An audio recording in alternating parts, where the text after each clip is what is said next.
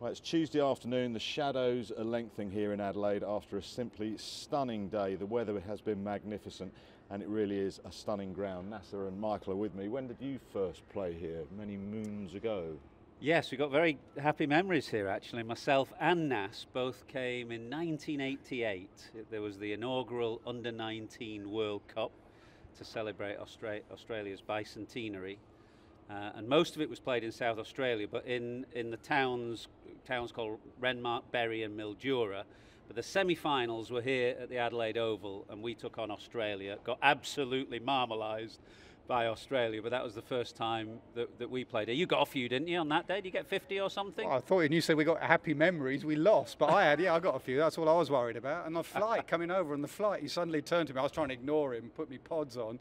And he was like, oh, Nas, we used to come here, didn't we? We used to play down there in Renmark. It's like living all our old days. We have some good memories, and this is a great cricket ground. It really is. When we heard it was going to be done up, you thought, oh, come on, don't ruin this place. And if anything, they've actually added to it. They've got that side over there with the trees and the grass bank, and the scoreboard is still going. Some of the churches in the background. It really is a stunning cricket ground. And obviously, at the moment, this is the calm before the storm, because come Thursday night, it is going to be a sea of blue because there's going to be a lot of Indians in, that is for certain. Well, we'll come on to Thursday in just a moment, but wasn't this the ground you lost the Ashes in the least amount of days, or was that another ground? I think so, yeah. I think it was 11 days we lost it. I think that was equal this year, wasn't it? They just did it, but yes, I think 11 days into the Ashes series, we'd already gone and not worried about the last two test matches. Also the ground that famously Murali was called. We were in those dressing rooms up there, and I was next in to bat, and we were playing Sri Lanka, and out of the blue, who were the Aussie umpires in that game? Hare and Emerson from memory. And Ranatunga just took his players off the field. You know, Murali was called for chucking, and they were not happy with it at all. So it's got a lot of history. Glenn McGrath right down in front here. Michael Vaughan played a brilliant pull shot, and Glenn McGrath took a magnificent diving catch in that Ashes game you're talking about. Going back a step though, can you name your under-19 side? Oh, blimey. Come on, between you must be able to work. Hussain and Atherton. Yep, Hussain, well Atherton, Ramprakash, Hegg, Bicknell, Chris Lewis, Trevor Ward, Harvey Trump, off spinner from Somerset. Absolutely. James Boylan, was he in there? He might have been here. Basically, the thing is, there were about 7 or 8 of us who went on to play Test cricket. Australia wiped the floor with us. And I don't think any of them. Really? Stuart Law went on to play Test cricket. Well, Alan Mullally, but he played Test cricket for us. He was playing for them. And it just went to show, actually, how strong Australian domestic cricket was then. Their captain was a guy called Geoffrey Parker, who actually works in South Australia now. He looks after, I think, one of the Australian rules football teams here in Adelaide. He was a brilliant player, but he kind of played half a dozen first-class games or something for Victoria. They were just very strong, and because they only had 6 first-class teams, a lot of good players didn't get opportunity. You touched on it earlier though, this place is going to be absolutely jumping. When India have been playing in this World T20, I mean those 2 crowds at MCG, obviously one was against Pakistan, but even the other day, 85,000. Yeah, for the Zimbabwe game, they have really bought into it. You know, obviously India, massive following anyway, but it'll be a great atmosphere here. It's also a day-night game. This place lit up. I went across the bridge last night. It looks stunning. It's a good pitch. It's a used pitch we hear. And 2 brilliant sides. Absolutely. I mean, obviously 4 semi-finals, all 4 sides are exceptional. 2 brilliant batting lineups. It's going to be a cracker. And in T20 cricket, you just do not know. Look what's happened to Pakistan in this series. Like 3 days ago, you looked at that group, and South Africa were top, and Pakistan, literally everything had to go right for them to get through. And they get through, and South Africa, remarkably, Atherton's tip for the whole tournament, they're on the way home. So who knows what will happen, but they're 4 top sides. I think it'll be the first time England's players have got a sense of occasion as well in this World Cup. You know, speaking to 1 or 2 of them, and they've felt it's been a bit flat for a number of reasons. The rain, and also England have not been in the same group as India and Pakistan and Bangladesh to a lesser extent. And it's India and Pakistan that have driven the crowds in this tournament. There was a pretty good crowd for the Sri Lankan game the other night at Sydney. But of course, what would have been the big game or the big crowd for England was washed out, the Australia game at the MCG. So this will be the first time that they'll have played in front of a full house in this tournament. There'll be a real sense of occasion. It's a factor as well, because as in that Sri Lanka game a little bit towards the end, when Sri Lanka were playing really well. You felt the pressure of a knockout game, and here, you know, Sky and Virat Kohli are smashing it everywhere.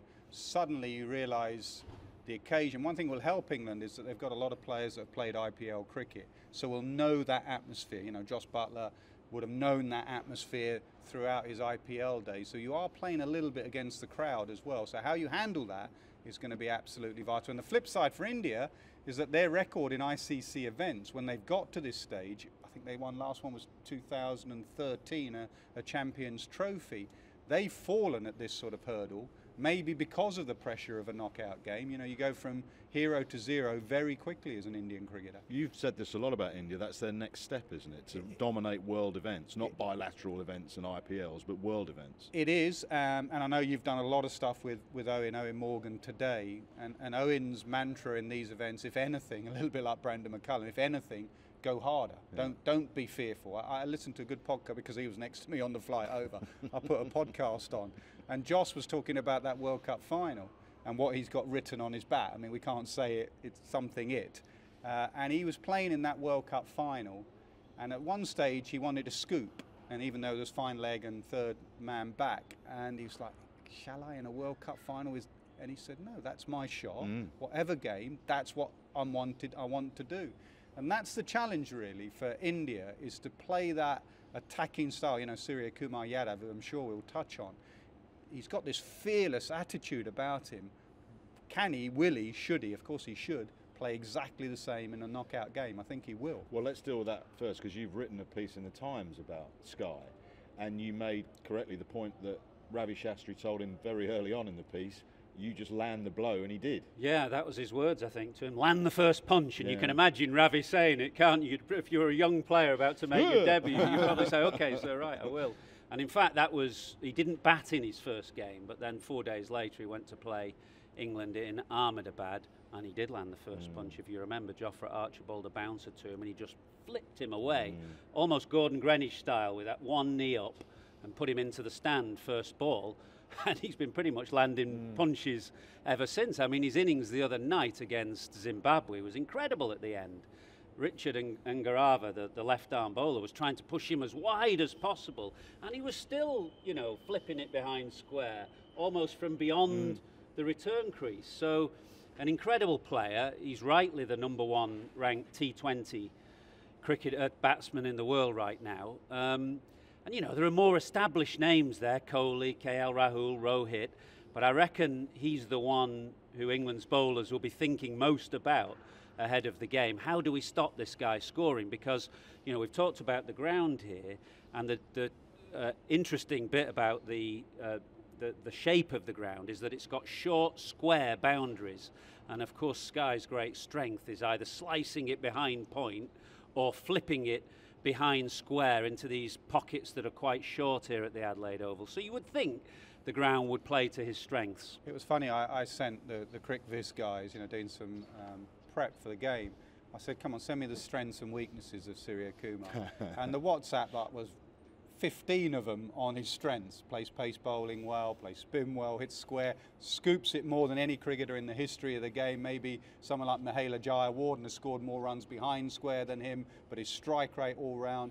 And I said, okay, weaknesses, and the WhatsApp's just dried up completely. The only one they had was slow left arm spin, and England don't have one. Dawson's in the reserves. I can't see them calling him up from Milan, who was hobbling around earlier. So it's going to have to be, you know, that challenge Mark Wood up front. You know, I would use him just to test him out. He pulled Jofra for 6 in his first ball. You might want to go hard at him up front with Mark Wood. And, you know, anybody can fail. Correct.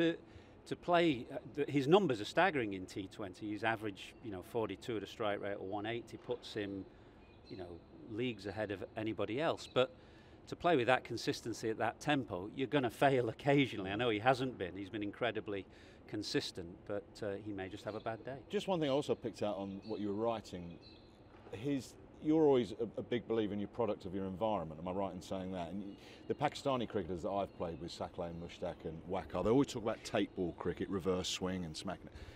You're talking about Surya Kumar with that, is it a rubber ball? Yeah, he has mentioned that before, that as a boy he played a lot of rubber ball cricket on concrete pitches, so that kind of skiddy bounce, and therefore using the pace of the ball. The other thing that I think is important with him is that he is an established cricketer. He's 30 years of age, and he's played a lot of Ranji Trophy cricket. So his fundamentals are very sound. And, you know, you can contrast that with some young batters who are suddenly bursting onto the scene now as T20 players in England. Take a young lad like Will Smeed, for example. And this is not his fault at all, but he's close to the top level, having not had that grounding.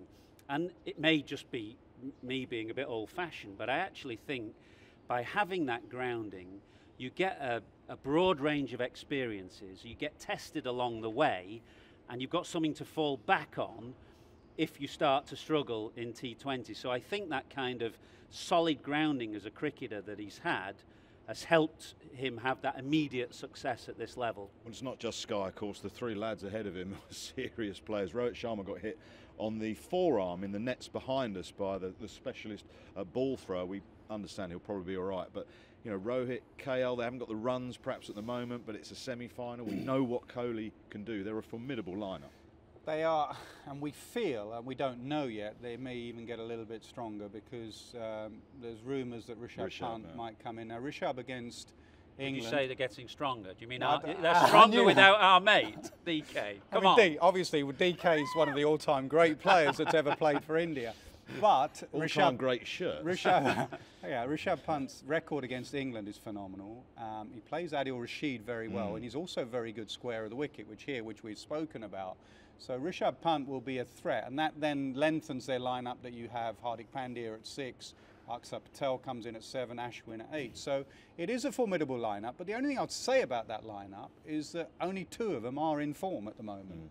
Which are Kohli and Surya Kumar Yadav. They're 2 highest run getters in the Super 12 for any of the countries. So I wouldn't just have this like, oh wow, it's a great Indian side.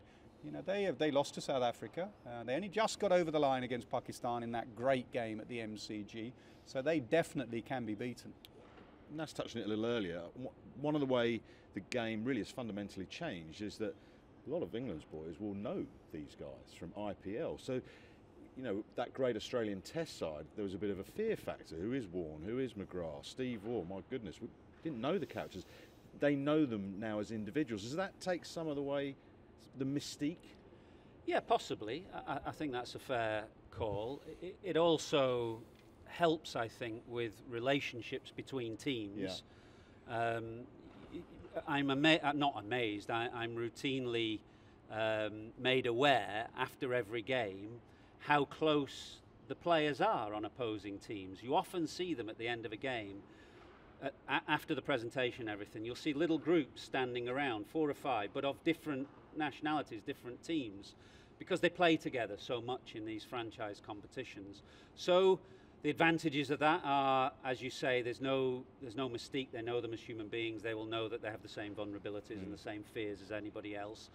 They will get to know their strengths and weaknesses very well. Very little is hidden now. And as I say, it means that there's less chance of a blow up on the field, although occasionally that may happen. Relationships between the teams tends to be very good. Right, with England, a couple of things to mention. Mark Wood is a bit stiff and sore from what happened the other night and then the flight over here to Adelaide. So he was just doing some exercises up and down. He hasn't bowled, stretching through. Dawid Malan was gingerly walking around the outfield and then gingerly trying to run in a straight line. It would appear that Dawid probably won't make it. You're in a semi-final, it's a T20 World Cup, it's helter-skelter. So if he doesn't pull up fit for the game, who would you bring in? Is it a straight Phil Salt in for Dawid Malan? I think so. I just wouldn't want to make too many changes for a massive game like this. Phil Salt was playing really well, played in Pakistan, played really well there. Obviously with Joss resting and recuperating his calf, that they could give him that full series even though he rotated a bit. I would go Salt. He'd be batting slightly out of position. He likes to open. He'd be batting at 3, but in the top 3 in the power play there's not that much difference. So I would go that. I know speaking to Owen would maybe make one more change, which is to bring Chris Jordan in. Now it could be for Malan, straight swap, bowler for batter, or it could be for someone like Brook, who's had a quiet tournament of late. And that's not because anything to do with Brook, or just on this ground, with punt, with the way they take down Rashid, with Moeen Ali on a short boundary square, you just might want that extra bowling option, especially at the death, to bowl full and straight and see Chris Jordan's Yorkers to get them in. So I personally would just make one change, but just keep an eye on that toss on Thursday. Jos Buttler might want the extra bowling option because of all that batting we spoke about with India. How do you see it? Pretty much like that. I'd be thinking about Jordan just because I did a game here the other day. I did the New Zealand-Ireland game. I watched very carefully when India played. I think it was Bangladesh here. Sixes at the end of the innings were when anybody went into the pitch. It was just easy, bang, six. And then you went full and straight, and it was less easy. You're trying to, unlike most of the grounds here, think MCG, Perth, Gabba, you're trying to be into the pitch, getting them to hit square. Here, you're trying to get them to hit down the ground, so you want to be right up in the block hole. Probably Jordan does that as well as anybody, although David Willey offers an option, actually, and gives you a bit of batting. So there are alternatives. In the end, I'd probably just keep it simple and stay with the same balance, but I think very carefully about probably having an extra bowling option here as well. Where would you say England are at then? Have they peaked at the right time in any way, that scramble across the line against Sri Lanka? I think the key for me in T20 cricket, your openers really. Those two, the way they've gone about in the last couple of games to get them both batting together the way they have done. If Buttler in particular fires, I think everything flows on brilliant. I'm watching England, if I'm a fan watching England, if Jos Buttler's in the middle, I'm thinking they're going to get an above par score. If they're chasing, I'm thinking this game ain't won until you've got Jos Buttler out. So I think that is really, that partnership of Buttler and Hales is absolutely vital. They had a crazy, hour, 40 minutes against Sri Lanka. I didn't worry. In all of that Sri Lanka, when they were trying to chase down, I didn't think England were going to lose that game at any stage. When I did think they were going to lose against Sri Lanka is when they got off to the flyer, 54 for 1 in the power play, 54 for 2, 80 odd in 10 overs. If Sri Lanka then get 160, I thought, watch out England with their spinners. So the fact that they dragged it back so well in those last 10 overs shows exactly where England have improved. Sam Curran as a cricketer has so improved. Adil Rashid's overs, that spell he bowled 4 overs, 1 for 16, that was so vital. He only went for 2 in that 6th over, the final power play. Absolutely. And that's where the game for me was won. And that's the area actually that England have been concerned with recently, is their death bowling. I think Sam Curran has been an absolute plus for them in the last 6 months. And as Ash says, he can go wide Yorkers, so they may have to change their plans here of bowling it into the pitch and go Yorkers. Do you think England's batting lineup is as confident collectively as they would like to be? If you look back through the tournament, the first game against Afghanistan, we felt they might have gone a bit harder for net run rate, and they found it a bit tricky. And a couple of guys mentioned to me, yeah, we were finding that tricky and it was a bit nervy. What happened with Ireland? They got miles away from the Duckworth-Lewis. And even the other night against Sri Lanka, the one really dominant one was when Buttler and Hales went berserk against New Zealand. Do you think the confidence levels are very high? I don't know about confidence levels. I think, interestingly, I spoke to Jos the other day, and he said actually the overwhelming feeling in the dressing room after that Sri Lanka game was not elation that they'd got through to the knockout stages. It was actually real disappointment at the level of performance. They feel they should have won that game 2 or 3 down at a bit of a canter, 3 or 4 overs to spare. And so they were disappointed with the way that they've played. And I feel they don't feel they've played at their best yet. But if you look at last year's tournament, you'd say exactly that about Australia in the group stages. They looked a long way from being the best side. England absolutely wiped the floor with them in Dubai. So I think actually you almost forget now the first stage of the tournament. You're at the knockout stages, the business stages, and what's happened has happened, and I'm not sure it has a great deal of relevance to what's coming. Isn't that just a reflection of the batting generally? You've picked on England's batters there, but in general in the tournament, we all thought it may be 200 scores, 180. You ask, you look at Rohit Sharma, has had a quiet series. Babar Azam looks horribly out of nick. You look through all the sides. Any of the Australians really have a good tournament with the bat.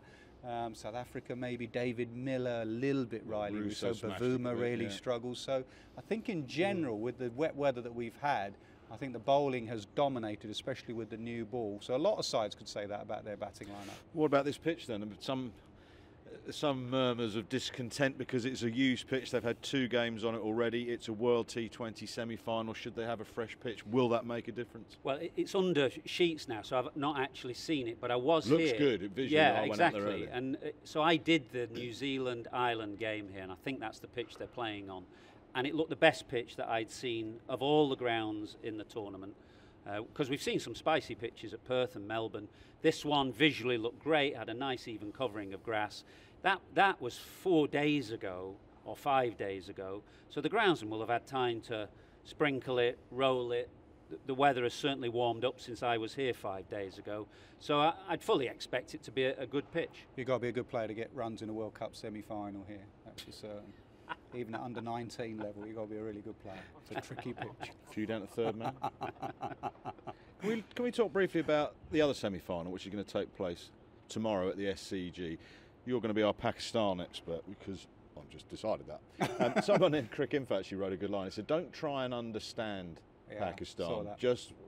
Just enjoy the ride, basically." And that is it. I mean, try saying that to a Pakistan fan. Enjoy the ride. I mean, they have been through the mill, not just in this tournament.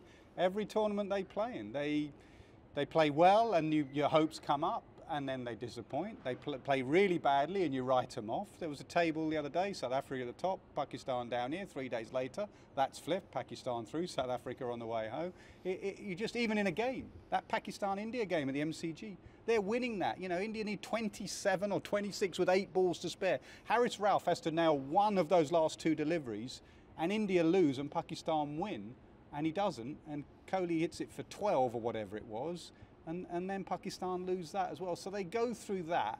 But one thing they have are X-factor cricketers that, you know, there's test matches, the longer the game, the more the game can go one way than the other. In this format, you just need a superstar to have 10 good balls with bat or ball, and it turns the whole game. So they could, 92, that famous 92 World Cup win here under Imran, they followed exactly the same pattern and they ended up winning it. And their fans are already sort of on Twitter, 1992 all over again. They could beat New Zealand at the MCG, and that would be great. Pakistan, England, or Pakistan, India all over again. Before we get to New Zealand, what about South Africa?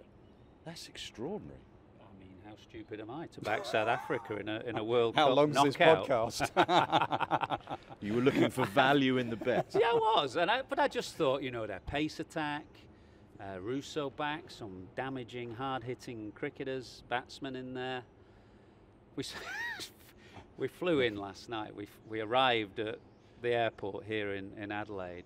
Who should be walking down the corridor? It's beautiful, Sean Pollock. Brilliant. Just about to fly to Sydney as the neutral commentator for the semi-finals. That was his move. His chin was dragging along the floor. We took the mickey out of him. He took it very well, of course. And of course, the more disasters they have, the more it pushes back the memory of his schmozzle here with the Duckworth Lewis to one side. Disaster for South Africa, what can you say? Right, what about New Zealand? Where are they placed? Very well. I mean, you know, when we saw them ahead of the England game, you'd say they were the form horse of the competition. Glenn Phillips has been one of the breakout stars of the tournament, along with Surya Kumar Yadav. You know, he looks incredibly dynamic at the crease and in the field. They've got a very solid lineup. Did you or did you not say in the podcast in England that we did before flying out? A bit of power. No chance, New Zealand. No, I didn't say no chance. I thought 2 things. They might lack the power on the big grounds, and I thought, having seen them for 12 months or so, that some of their kind of better-known cricketers were just slightly on the decline. Well, picked South Africa and said New Zealand were rubbish. The other thing about Phillips is I used to think MS Dhoni is the fastest man I've ever seen. He's Paris. rapid. I've changed my mind. Oh my God, he's rapid. He is, with bat and pads. I'd like to see him and Chris Jordan over 100 metres. That would be a fantastic race. With pads on or off? Either. I mean, they're both unbelievably quick. They're Phillips, brilliant fielders. You Yeah. might back Phillips. Yeah, I mean, incredible athlete. Here though, Thursday night, we are so privileged, aren't we, to be able to be here and broadcast. I'm really looking forward to it. Great venue. You know, we keep saying it. The Australian venues are brilliant, but this would be right at the top. The Adelaide Oval is just looking splendid. The weather forecast is excellent. Not so good for the final. Not so good for the final, but two top sides. I've enjoyed this comp. I know what Ash says. England have been on slightly the wrong side of the draw as far as crowds and atmosphere, but I've really enjoyed the upsets. You know, the Netherlands beating South Africa, all the upsets, Zimbabwe upsets. Namibia winning. Yeah, absolutely, right from the start.